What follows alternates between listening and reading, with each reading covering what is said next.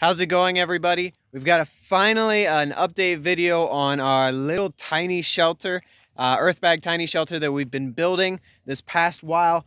A lot has happened since our last video. Let's turn this camera around and see how the build looks. So as you could kind of see behind me, we've got a door, we've got the roof on, the windows are in, and we're starting to put cob in between the earth bags and filling in wherever there were holes between the earth bags.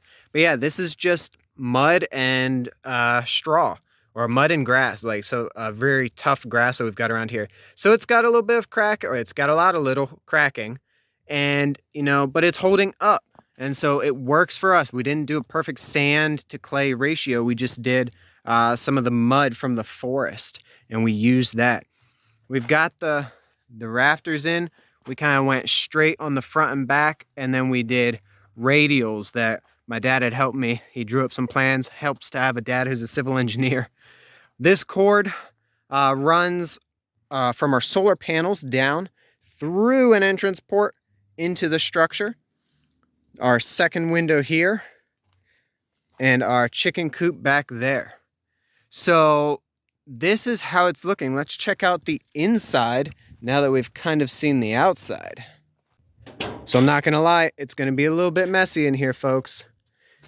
We've got what will ultimately be a bed frame. We're gonna lower it down. There's not gonna be a ton of wiggle room in here because, well, it's a tiny shelter. We spend most of our time outdoors anyway. Right now, my wife has her workstation in here. Again, pardon the mess, we live here. So we're gonna lower it down. Why is it hanging from two metal beams up top? Well, that's so that when we ultimately have it lowered down, fire ants aren't able to crawl up the bedposts and come in.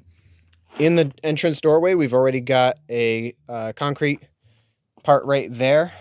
And we haven't done it on the inside. We're ultimately going to go for a concrete floor for something sanitary, easy to clean, and at least it'll have been less concrete than doing the whole structure out of it, but that'll give us a nice, sturdy, solid floor. We've got a gravity light, which you pull on the orange cable, and it lifts a weight all the way up, and at the height that we have it, if you lift it all the way up, you get about 20 minutes of an LED light shining. So it's perfect at night just to have a little bit of light without any battery, without any electricity needed.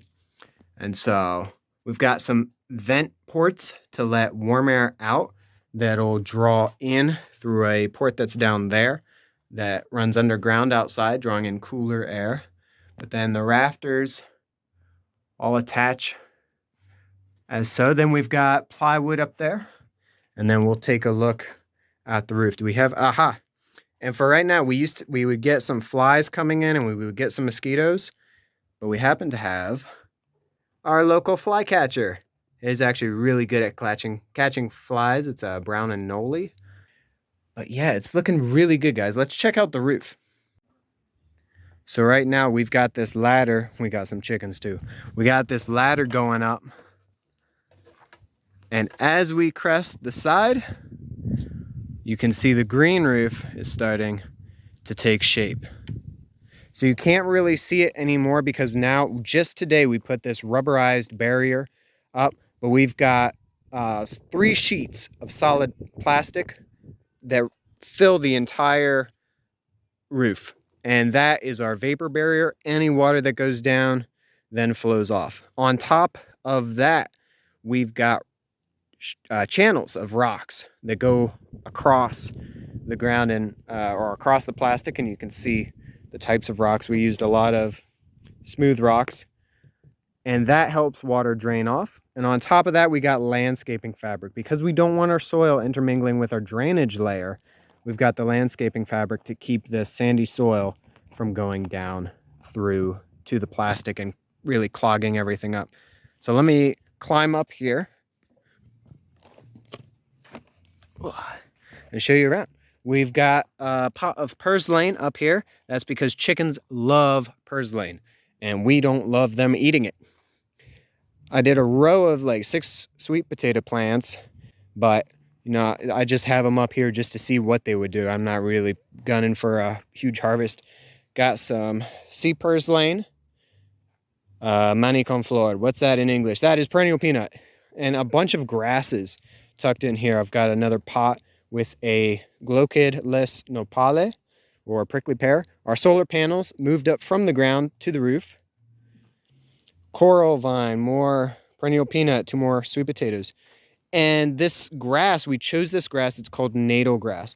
And the reason we chose this grass for our roof is because it's in sun all day long and we don't get a ton of rain here. And so we looked at this cliffside. You can see the second flat is up there. On this cliffside are grasses, and those grasses live all day in the sun with almost no water, and they grow and produce seeds. So they function just well in a dry environment. So that's what we're using up here. So it's coming together. I'm really excited with how the build is going so far. We got to keep cobbing up the rest of the wall. We're going to put cob on top of the earth bags and then a lime plaster on top of the cob. That's going to take a while, but we're also eventually going to get the floor in and finish up along this roof. The rest of we're going to do a perimeter of rocks and then soil inside of that. That way soil doesn't go right up to the barrier and really kind of clog it up. I don't know if it would too much, but we're going to do rocks along the outside anyway.